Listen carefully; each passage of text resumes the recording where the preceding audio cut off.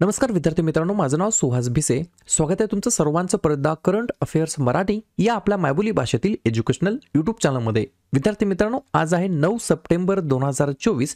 आजच्या दिवसाचे जेवढेही चालू घडामोडीचे महत्त्वाचे टॉप प्रश्न बनत असतील ते सर्व प्रश्न आपण या व्हिडिओच्या माध्यमातून पाहणार आहोत. तरी सर्वप्रथम आपण जर नवीन असाल, पहिल्यांदा या चॅनलवरील व्हिडिओ पाहत असाल तर चॅनलला या ठिकाणी अवश्य सबस्क्राईब सुद्धा करून घेऊ शकता. ठीक आहे, चला तर मग आपण आजच्या व्हिडिओला सुरुवात करूया. त्या अगोदर कालच्या व्हिडिओमध्ये जो काही शेवटचा प्रश्न विचारला होता त्या प्रश्नाचं उत्तर जाणून घेऊया. काय होता प्रश्न? पॅरा ऑलिम्पिकमध्ये सुवर्ण पदक जिंकणारा पहिला भारतीय पॅरा ऑलिम्पियन तिरंदाज कोण बनलेला आहे? तर बऱ्याच विद्यार्थी मित्रांनी अगदी योग्य उत्तर टाइप करून सांगितलं आहे. पर्याय क्रमांक सी, हरविंदर सिंग असं त्यांचं नाव आहे. ते या ठिकाणी विद्यार्थी मित्रांनो पॅरा ऑलिम्पिक मध्ये सुवर्ण पदक जिंकणारे पहिले भारतीय पॅरा ऑलिम्पियन तिरंदाज बनलेले आहेत. हे जे काही पॅरिस पॅरा ऑलिम्पिक झालं आहे 2024चं, याची समाप्ती झालेली आहे. आज याच्यावरती सेपरेट व्हिडिओ पाहिजे असेल तर अवश्य कमेंट करून सांगू शकता. ठीक आहे, पाहूया आता विद्यार्थी मित्रांनो प्रश्न क्रमांक पहिला. टोटल संपूर्ण व्हिडिओमध्ये 12 प्रश्न असतील. सुरुवातीपासून शेवटपर्यंत व्हिडिओ काळजीपूर्वक पहा. एक एक प्रश्न महत्त्वाचा आहे, तुम्ही कोणत्याही परीक्षेची तयारी करा. प्रश्न क्रमांक पहिला काय आहे? सुपर टायफून यागीने कोणत्या देशामध्ये विध्वंस घडवून आणलेला आहे? यागी, YAGI असं त्या या ठिकाणी त्याचं नाव आहे. प्रश्न क्रमांक पहिल्याचं योग्य उत्तर आहे पर्याय क्रमांक डी, चीन हे या प्रश्नाचं योग्य उत्तर असणार आहे. तर चीन या देशामध्ये सुपर टायफून हा क्रिएट झालेला आहे. यागी असं त्याचं नाव आहे. त्याने या ठिकाणी भयंकर विध्वंस घडवून आणलेला आहे चीन या देशाच्या अंतर्गत. लगेच काय करूया मग आपण, वेगवेगळ्या देशाच्या अंतर्गत या ठिकाणी वेगवेगळे जे काही सायक्लॉन्स येत असतात, चक्रीवादळे येत असतात, त्यांना त्या देशांनी काय काय नावं दिलेली आहेत, त्या देशाची नावं काय आहेत त्याच्यावरती चर्चा करूया. हे प्रश्न ऑलरेडी परीक्षेला विचारण्यात आलेले आहेत. लिहून घ्या. सायक्लॉन गती हे नाव दिलं आहे भारताने. Cyclone Tauktae Myanmar, cyclone Gulab Pakistan, cyclone Hamoon आणि Nivar Iran, cyclone Nisarga Bangladesh, cyclone Asani Sri Lanka, cyclone Gabrielle New Zealand, cyclone Tej Bharat, cyclone Midhili Bangladesh, cyclone Michaung Myanmar, cyclone Megan Australia, cyclone Beryl America, cyclone Ampil Japan आणि सायक्लॉन असना पाकिस्तान. ठीक आहे, व्यवस्थितपणे लिहून घेण्याचा प्रयत्न करत चला.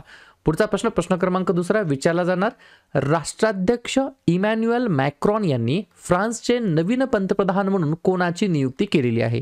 2 नंबरच्या प्रश्नाचं योग्य उत्तर आहे पर्याय क्रमांक सी, बर्नार्ड कॅझेन्यू असं त्यांचं नाव आहे. काय नाव आहे? बर्नार्ड कॅझेन्यू असं त्यांचं नाव आहे. या ठिकाणी फ्रान्सचे ते नवीन प्राईम मिनिस्टर बनलेले आहेत. ठीक आहे, फ्रान्स या देशाची राजधानी आहे पॅरिस. याच ठिकाणी ऑलिम्पिक आणि पॅरा ऑलिम्पिक संपन्न झालेले आहेत या वर्षीचे 2024चे. आणि चलन वापरलं जातं या ठिकाणी फ्रान्समध्ये युरो.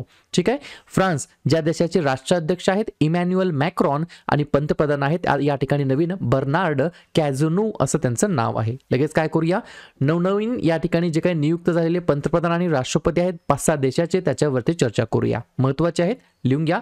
आइसलँडचे नवीन राष्ट्राध्यक्ष बनलेले आहेत हॅला टॉमस डोटीर. मेक्सिकोचे नवीन अध्यक्ष आहेत या ठिकाणी बनलेले क्लॉडिया शेनबॉम असं त्यांचं नाव आहे. मेक्सिकोचे अध्यक्षाला या ठिकाणी स्टार मार्कवून ठेवा. का? त्याच्या मागचं कारण या देशाच्या या पहिल्या महिला अध्यक्षा बनलेल्या आहेत. ठीक आहे, त्यानंतर लिथुआनिया या देशाचे नवीन राष्ट्राध्यक्ष बनले आहेत गीतानास नौसेदा. चाड CHAD चाडचे नवीन पंतप्रधान बनले आहेत अल्लामाये हलिना. तैवानचे राष्ट्राध्यक्ष बनले आहेत विल्यम लाई चिंग टे. पाकिस्तानचे नवीन उपपंतप्रधान बनले आहेत इशाक दार आणि फ्रान्सचे नवीन पंतप्रधान बनले आहेत बर्नार्ड कॅझेन्यू असं त्यांचं नाव आहे. पुढचा प्रश्न, प्रश्न क्रमांक तिसरा. ग्लोबल आर्टिफिशियल इंटेलिजन्स समिट 2024 कोठे आयोजित करण्यात येत आहे?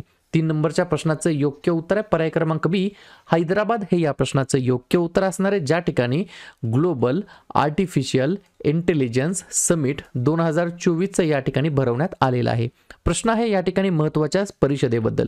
तर लगेच ज्या काही लेटेस्ट महत्त्वाच्या परिषदा भरवण्यात आलेल्या आहेत त्याच्यावरती चर्चा करूया. लिहून घ्या. क्वाड समिट झालं 2024चं आपल्या प्यारा भारतामध्ये. 32व्या आंतरराष्ट्रीय कृषी अर्थतज्ञांची परिषद या ठिकाणी झालेली आहे दिल्लीमध्ये. राज्यपालांची 52वी परिषद दिल्लीमध्ये. 4थी राष्ट्रीय हिंदी विज्ञान काँग्रेस परिषद 2024 भोपाळमध्ये. 14वा भारत व्हिएतनाम संरक्षण धोरण संवाद झाला या ठिकाणी दिल्लीमध्ये. ग्लोबल साऊथ समिटची 3री आवृत्ती भारतामध्ये. 98 क्रमांकाचं अखिल भारतीय मराठी साहित्य संमेलन दिल्लीमध्ये, 27वी राष्ट्रीय परिषद ऑन ई गव्हर्नन्स 2024 झाली मुंबईमध्ये. हे थोडंसं करेक्शन करून घ्या. या ठिकाणी चुकून माझ्याकडून तुम्हाला दिल्ली सांगण्यात आलेलं होतं, हे करेक्शन करून घ्या. मुंबई हे या प्रश्नाचं योग्य उत्तर असणार आहे. त्यानंतर पहिली जॉईंट कमांडर्स परिषद झाली लखनौ या ठिकाणी. 19व्या इंटरनेट गव्हर्नन्स फोरम IGFचे आयोजन सौदी अरेबियामध्ये होणार आहे. पहिल्या आंतरराष्ट्रीय सौर महोत्सवाचं आयोजन नवी दिल्लीमध्ये आणि ग्लोबल आर्टिफिशियल इंटेलिजन्स समिट 2024 हैदराबादमध्ये. पुढचा प्रश्न पुस्तक आहे, पुस्तकाचं नाव लिहून घ्या. A journey from black gold to white gold हे पुस्तक आहे. हे पुस्तक कोणी लिहिलेलं आहे? तर पर्याय क्रमांक ए कुलदीप गुप्ता असं त्यांचं नाव आहे. काय नाव आहे? कुलदीप गुप्ता. त्यांनी या पुस्तकाचं लेखन केलेलं आहे. पुस्तकाचं नाव काय आहे?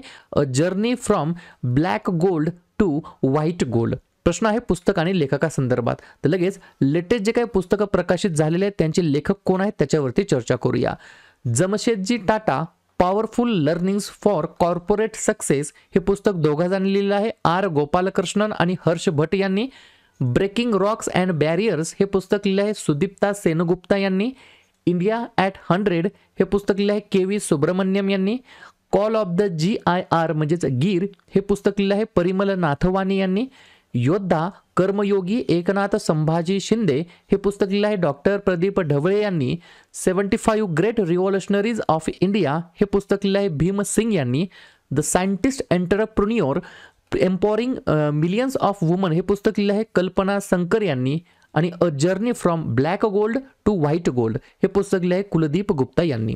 पुढचा प्रश्न युद्धाभ्यास 2024 हा जो काही या ठिकाणी सराव आहे तो भारत आणि कोणत्या देशांतर्गत आयोजित करण्यात आलेला आहे? तर या ठिकाणी एकही ऑप्शन बरोबर नाहीये, लक्षात घ्या. या ठिकाणी टायपिंग मिस्टेक झालेली आहे.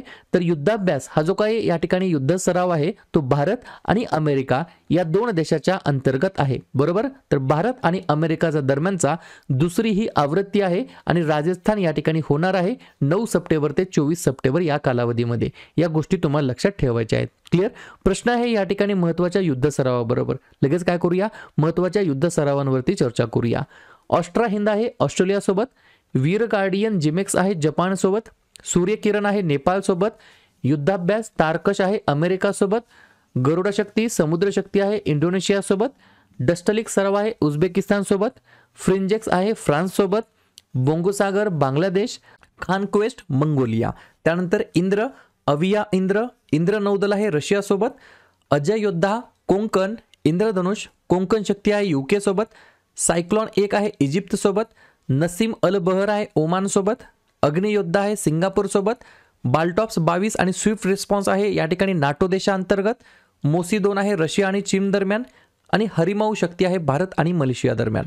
पुढचा प्रश्न ओणम नावाचं एक फेस्टिवल आहे. बऱ्याच वेळेला एक्झामला विचारला जातो. Most repeated question asked in exam. बरोबर. स्टार मार्क करून घ्या.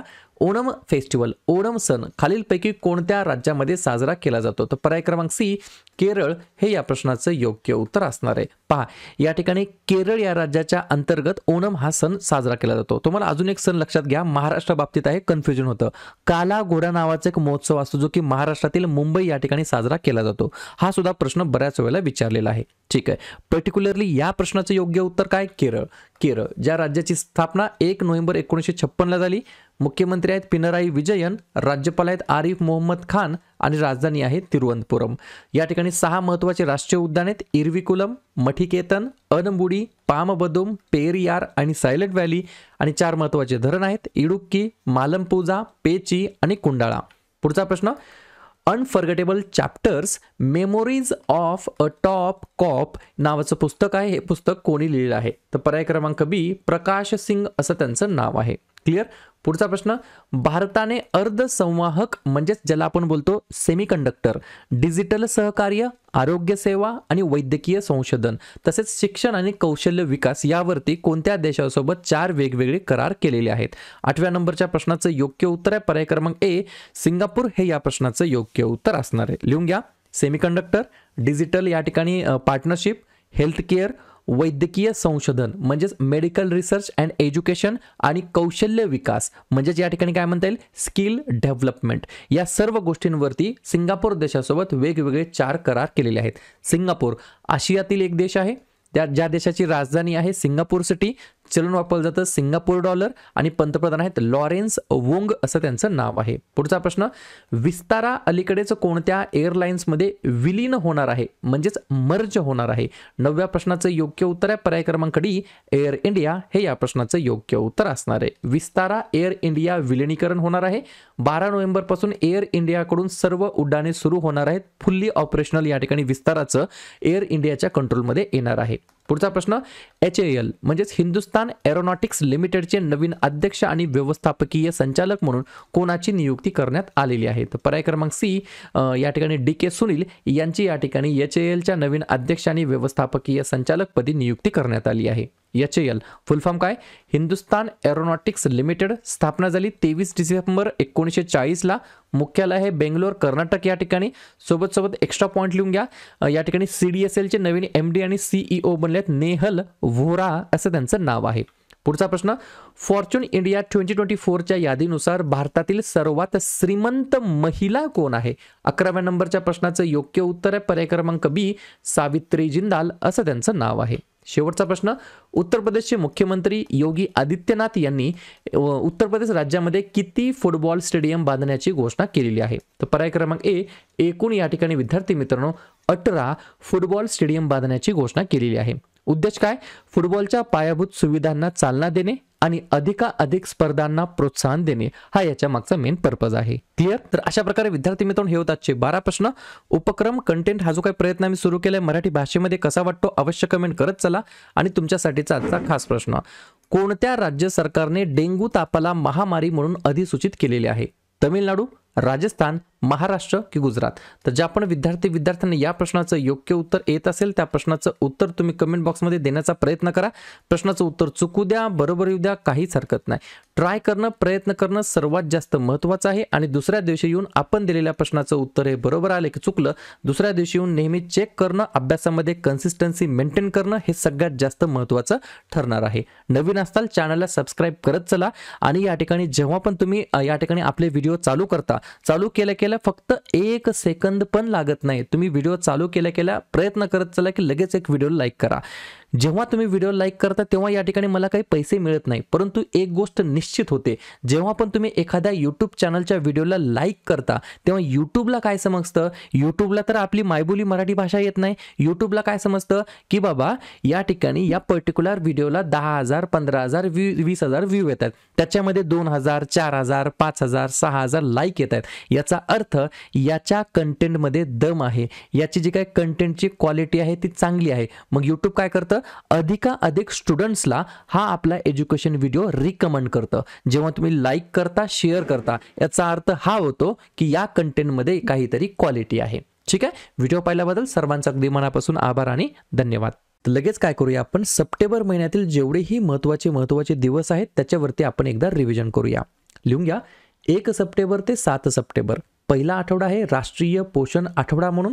त्यानंतर 2 सप्टेंबर जागतिक नारळ दिवस, 4 सप्टेंबर राष्ट्रीय वन्यजीव दिवस, 5 सप्टेंबर शिक्षक दिवस, 8 सप्टेंबर आंतरराष्ट्रीय साक्षरता दिवस, 10 सप्टेंबर जागतिक प्रथमोपचार दिवस आणि जागतिक आत्महत्या प्रतिबंध दिवस, 11 सप्टेंबर राष्ट्रीय वन शहीद दिवस, 14 सप्टेंबर हिंदी दिवस, 15 सप्टेंबर अभियंता दिवस आणि आंतरराष्ट्रीय लोकशाही दिवस, 16 सप्टेंबर जागतिक ओझोन दिवस, 18 सप्टेंबर जागतिक बांबू दिवस, 21 सप्टेंबर आंतरराष्ट्रीय शांतता दिवस आणि जागतिक अल्झायमर दिवस, 22 सप्टेंबर जागतिक गेंडा दिवस आणि सप्टेंबर महिन्यातील 4थ्या रविवारी असतो जागतिक नदी दिवस, 26 सप्टेंबर जागतिक पर्यावरण आरोग्य दिवस आणि जागतिक सागरी दिवस, 27 सप्टेंबर जागतिक पर्यटन दिवस, 28 सप्टेंबर जागतिक रेबीज दिवस आणि 29 सप्टेंबर जागतिक हृदय दिवस.